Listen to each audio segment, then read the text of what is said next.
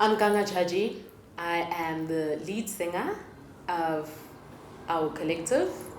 This is Richard the Third. He is. What do you do, Richard? I'm a jack of all trades, master of some. I'm a producer, keyboardist, music person. Musa is our guitarist. Musa's on in music. Yes.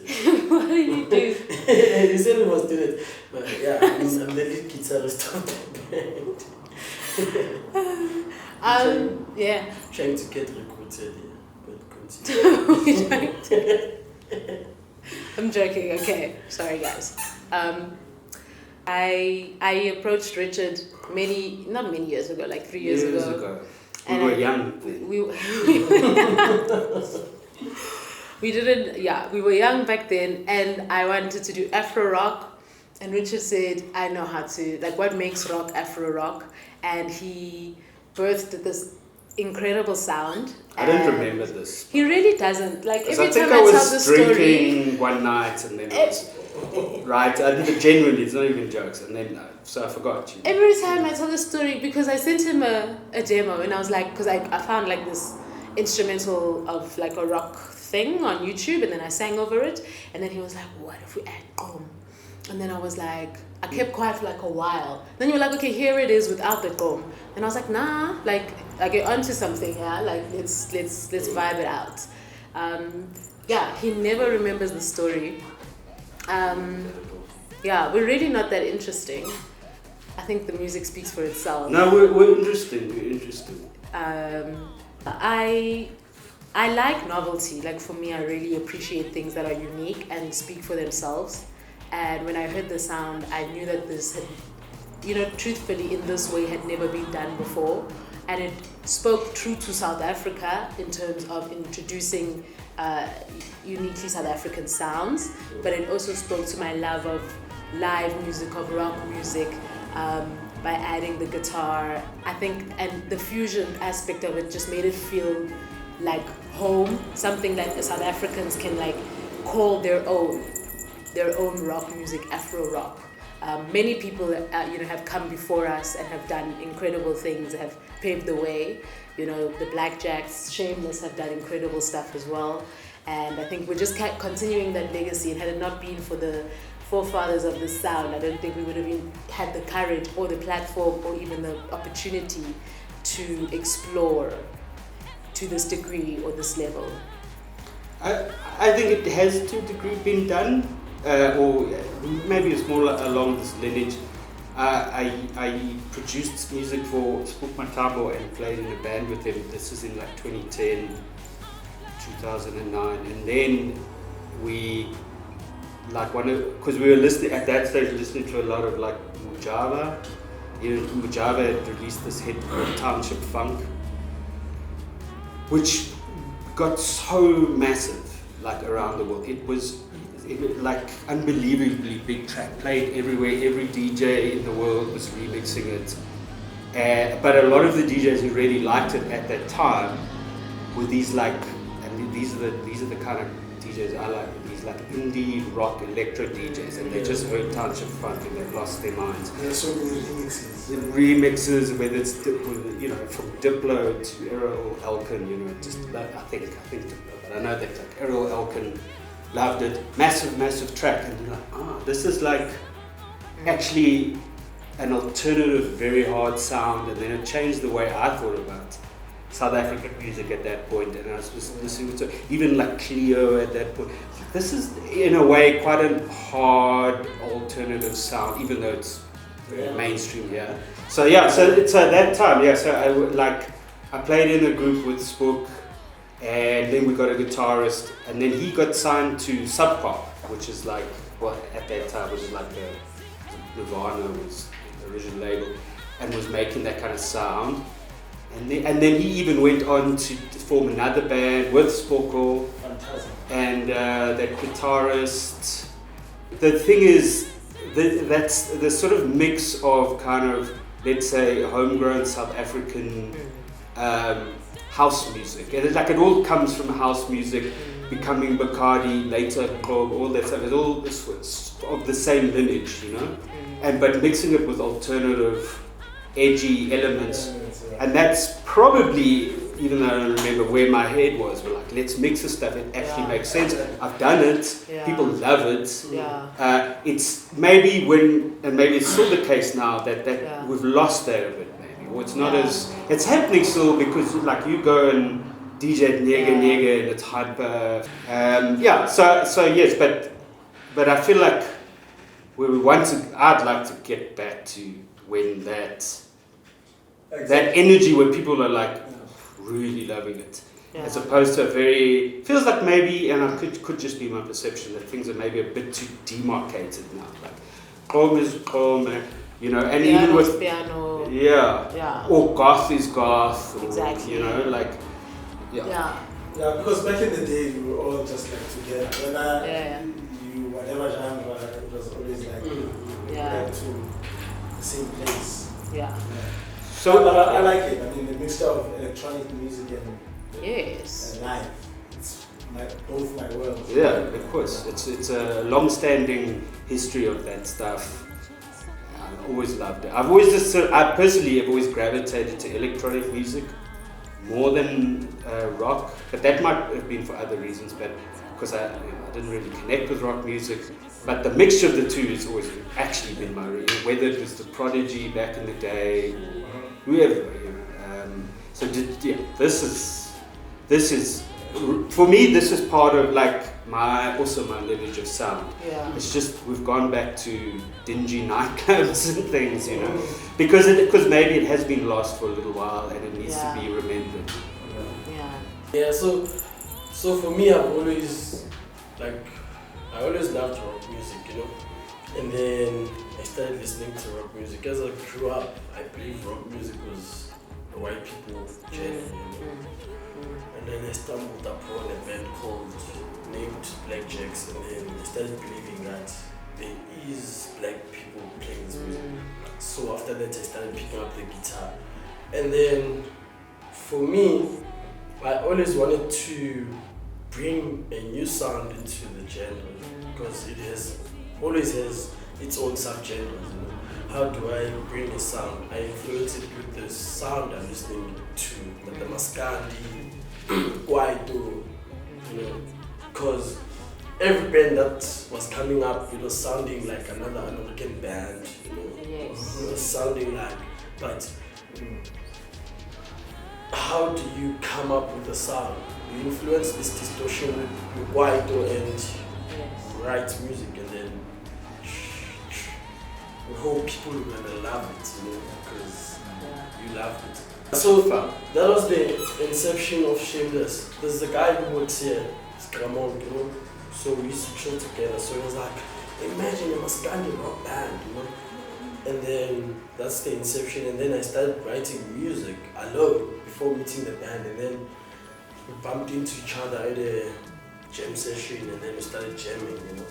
But the whole idea was to influence it with the jazz, bacana,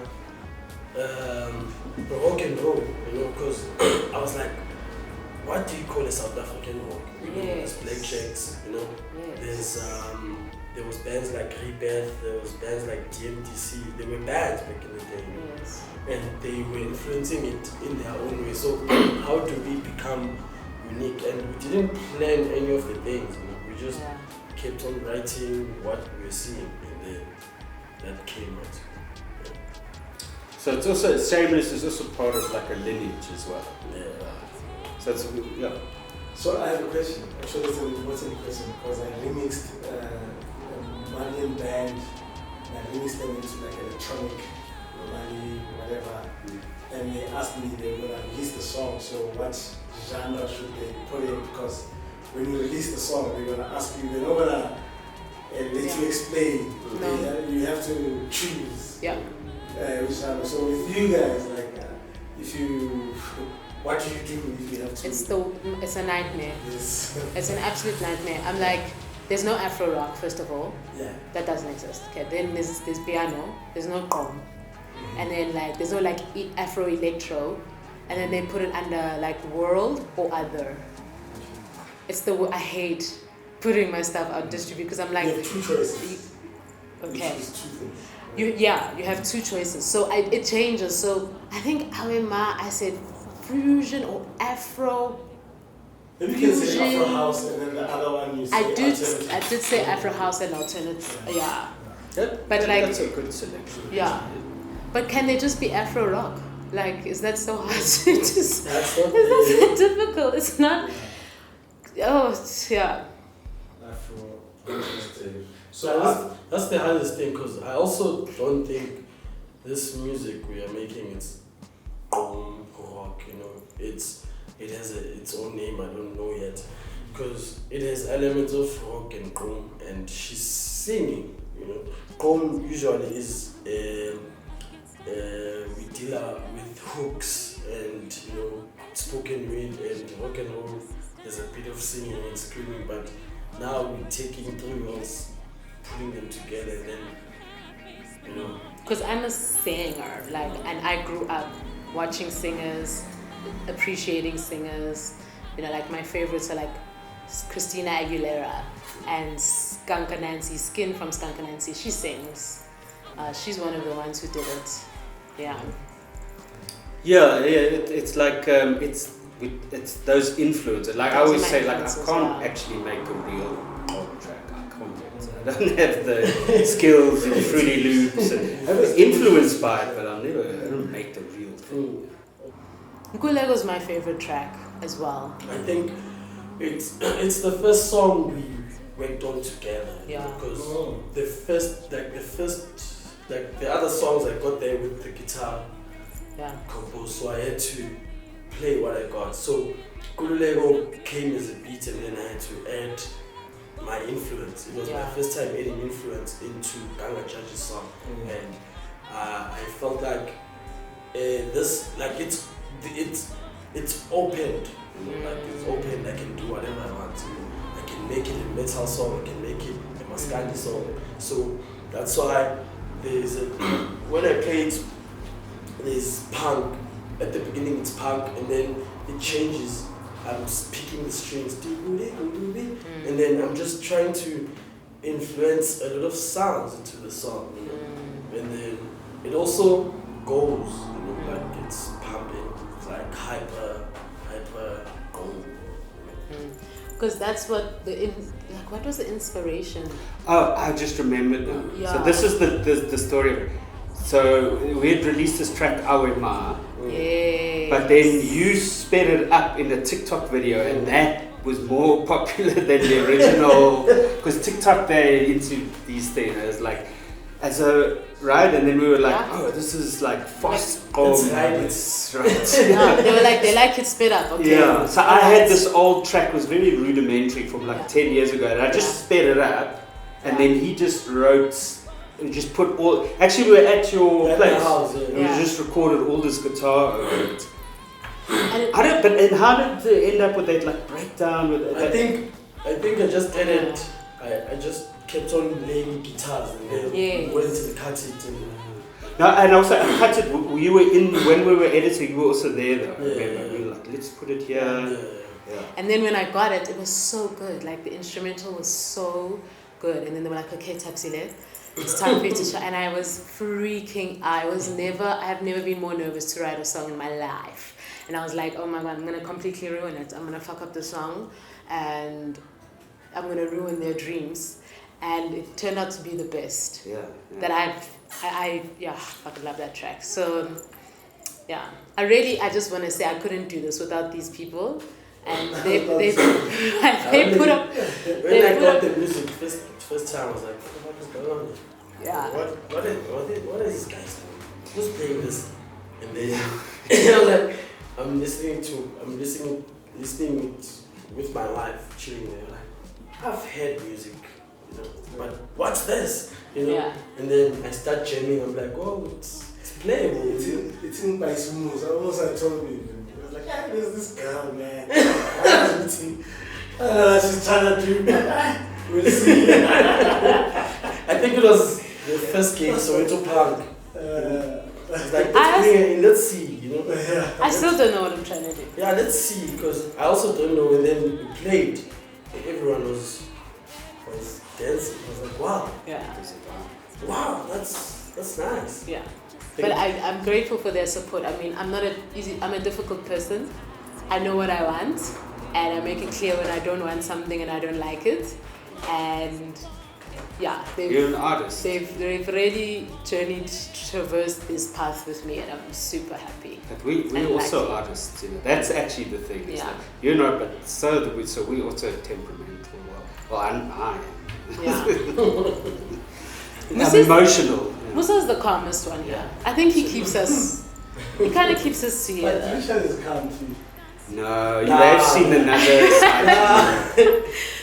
I despair. It's too intense. You know? No, I'm fucking then- intense. And then Richard adds the fuel. And then I'm chilled all the time. Yes, Yo, Musa's like, calm down. feel you Go on sleep on now. this before Musa's you like, go decide, home and sleep. Sleep on it. And I'm like, no, I'm going to send a message now. I'm going to fix this right now. How dare they? I have a strong sense of justice. Anyway, Yeah. I did just for the record, the original track, like we played Neo Zulu, the guitar on that was actually originally written by another guitarist called Smanga. Smanga, if you're out there, please contact us. Yeah. So I can teach you guitar. And then to a man. It's his band though. It was, No, so he's going to practice. so that we can sell Neon Zulu. He's can't sell it practicing out. right now. He's practicing right now. He's gonna come back shredding, and you're gonna regret it. Ah, me. Because you should have given him time, at least 1.5 years to get. Where would I be? I don't. Respect Please to don't Smanga. put- Yeah, I please don't hope put that this in there. Oh my God. he does come back shredding. Yeah. Then, like with Heads Will Roll, that's a cover of the Years. So we actually just sampled like, you know, on YouTube you get like, this is how you play this song. And then I just took those, and that's how we originally did it. Like, so we had the guitar just sampled, and then for Awe Ma, I took it, I think some samples of like a free sample. Yeah, it was the hardest song to play. There's this part broken today. It was unrealistic because it's broken. When I was playing it, I was like, damn, it spends 1 hour. Yes, so I also then learning a part, and then we cut it. Oh, so you have to tweak it so it's. No, what it is before. So that's the thing. We had made these tracks, and then we found a guitarist. So yes, on Awe Ma, I created. I was like sampling and things. So I didn't make it in mind like this is how a guitarist is gonna actually have to, like, you know, get these. I was like, this sounds good here. Now I'll put this here. You know. So When it got to my hands, I was like, oh. But he like, can you sing what you did? Oh, it sounds. And it sounded nice.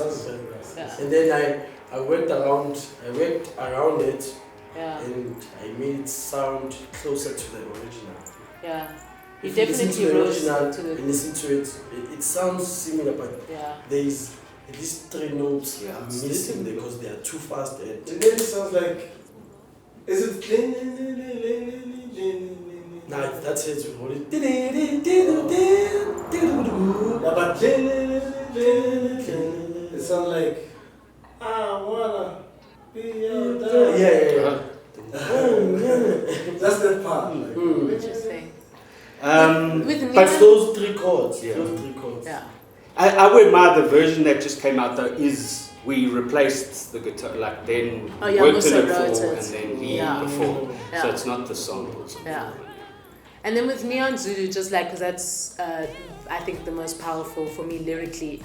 You know, in the chorus, it's become, I say, I'm nameless, faceless, and free. So it's just about like completely relinquishing all restrictions and becoming nameless and faceless. You know, you don't have an identity, and you're just free in the crowd, and you're dancing. And I think that's a really important message for me. And weren't you inspired by, you went out to Gqom therapy, and then you came back and you were like, you had that idea of Neon Zulu. That's how I remember it, but maybe I invented it. Also, I think you invented I that. still don't believe that I actually recorded that song. Neon Zulu. I cannot play what I played there. No, gotta let go. Oh, No, gotta that's let go, different. yeah, That's gotta different. let Yeah, go. that's different. But yeah, thank you guys. We're Alright. just rambling now. Thank you. I hope we came across cool. Mhm.